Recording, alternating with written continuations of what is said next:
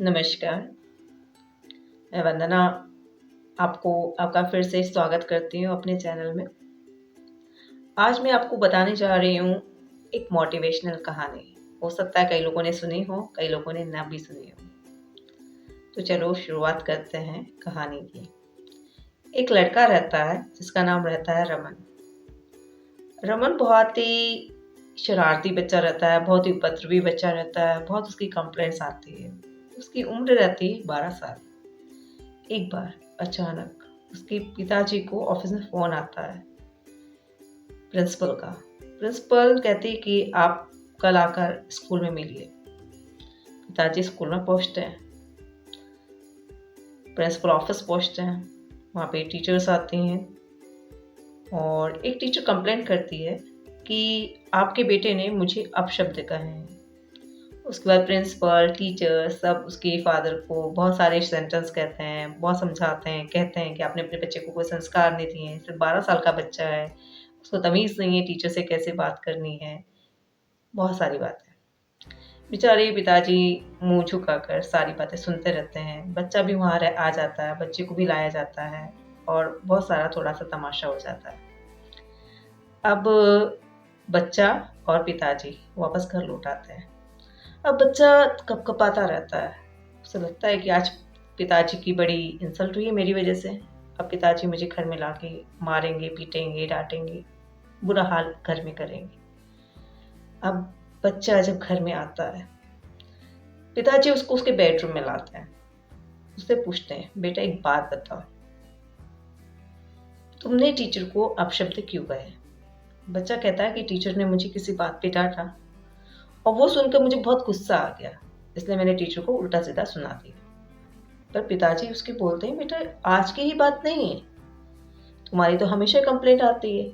कभी मोहल्ले से बच्चों की आती है, कहीं तुम ये करते हो, कहीं वो करते हो, रोज़ का ही काम है।"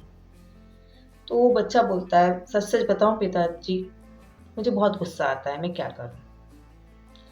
पिताजी उसके बोलते हैं कि देखो बेटा, जब भी तुम्हें गुस्सा आता है, तो तुम्हें क्या करना है, तुम्हें मैं 50 कील दे रहा हूँ, 50 कील नेल्स। जब भी गुस्सा आए तुम अपने बेडरूम में एक कील ठोक दो। बेटा सुन लेता है क्योंकि जनरली 12 साल के बच्चे तो अपने माता-पिता की बात सुनते हैं, ठीक है? तो बच्चा मान जाता है, बोलता है ठीक है, मुझे जब भी गुस्सा आएगा, मैं यहाँ पर आकर एक बेडरूम में एक कील ठोक दूँगा। एक पर्टिकुलर प्लेस बता देते हैं, वहाँ पे बच्चे को कील ठोकनी है। अब क्या होता है, अब ये सिलसिला चालू हो जाता है, बच्चे को जब भी गुस्सा आ रहा है, बच्चा क्या करता है, एक कील को ठोक देता है। घर में आता है बेडरूम में और एक कील ठोक देता है। दूसरे दिन दूसरी, तीसरे दिन तीसरी, किसी दिन 2-2 भी, किसी दिन 3-3 भी। इस तरह से वो कील ठोकने का काम शुरू कर देता है। अब ये होता है कि ये सिलसिला चालू है, पर बच्चे ये दिखता है कि जब भी उसे गुस्सा आता है, तब उसे क्या करना पड़ता है, उसके एवज़ में कुछ काम करना पड़ता है, कुछ हार्ड वर्क करना पड़ता है। तो सोचता है इससे बढ़िया तो है ना कि मैं गुस्सा ही ना करूँ और धीरे-धीरे, धीरे-धीरे ये क्या होता है उसका गुस्सा रिड्यूस होने लगता है। पहले वो मान लो 10 कील ठोक रहा होगा तो फिर 5, 7, 6 ऐसे कुछ ऐसे महीने आते हैं जिसमें बच्चे की एक भी कील नहीं ठुकती। फिर दूसरे महीने में कोई कील ठुकती नहीं है, फिर तीसरे महीने में कोई कील नहीं ठुकती है। फिर पिताजी के पास आता है, "पिताजी देखिए, अब मैं एक भी कील ठोक नहीं रहा हूँ।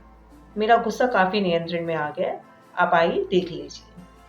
तो उसके पिताजी देखते हैं, वैसे भी वो ऑब्ज़र्व करते रहते हैं कि बच्चा क्या कर रहा है। देखते हैं कि उनकी वो उस बात से सहमत हो जाते हैं कि बच्चे को अब गुस्सा आना बंद हो गया है। अब उसके पिताजी कहते हैं, "बेटा अब तुम्हें क्या करना है, अभी जो कील तुमने ठोकी हैं, उन सबको वहाँ से निकालना है।" तो बच्चा बोलता है, "देखो पापा ठोकना तो बहुत आसान था, बट निकालना बहुत कठिन काम है।" तो पिताजी बोलते हैं, "नहीं बेटा तुम्हें निकालना है, धीरे-धीरे निकालो। मैं तुम्हें कुछ इंस्ट्रूमेंट्स देता हूँ जिसके थ्रू टूल्स देता हूँ जिसके थ्रू तुम निकाल लोगे।" तो उसके पापा बोलते हैं कि पापा की बात से वो सहमत हो जाता है और बोलता है ठीक है, मैं निकालने की कोशिश करूँगा, पूरी कोशिश करूँगा। और ये बच्चा धीरे, धीरे, धीरे कुछ टूल्स की मदद से वो सारी कीलें निकाल लेता है। जब कीलें निकल जाती हैं, उसके पिताजी को बुलाता है। बोलता है देखो पापा मैंने तो सारी कीलें निकाल ली। पापा बोलते वेरी गुड तुमने तो सारी कीलें निकाल ली, लेकिन देखो ध्यान से क्या हुआ? वहाँ पे गड्ढे पड़ गए या नहीं पड़ गए? तो बोलता है हाँ, वो गड्ढे तो पड़ गए हैं। तो उसके पिताजी उसे समझाते हैं, बेटा जब भी हम किसी को कोई शब्द कहते हैं तो वो भी किसी के भी हृदय में, उस व्यक्ति को जिसको हम ये शब्द कह रहे हैं उसके हृदय में इसी तरह एक क्या करते हैं, घाव का निर्माण करते हैं। उसके बाद उसके पिताजी उससे एक दूसरा क्वेश्चन करते हैं, बोलते हैं क्या तुम इस जो गड्ढे पड़ गए, जो होल्स बन गए, क्या उनको पूरी तरह भर सकते हो, फिल कर सकते हो? तो बच्चा बोलता है कि हाँ पापा, मैं थोड़ा सीमेंट रेत वेत डालकर उसको बंद कर सकता हूँ, फिनिशिंग करके वैसा कलर भी कर सकता हूँ। तो उसके पापा बोलते हैं क्या ये पूरी तरह पहला जैसा हो पाए, हमें कुछ कमी रह जाए? बच्चा बोलता हाँ, ये बात तो सही है कि 100% वैसा नहीं हो पाएगा, मतलब कोई ना कोई कमी तो जरूर है।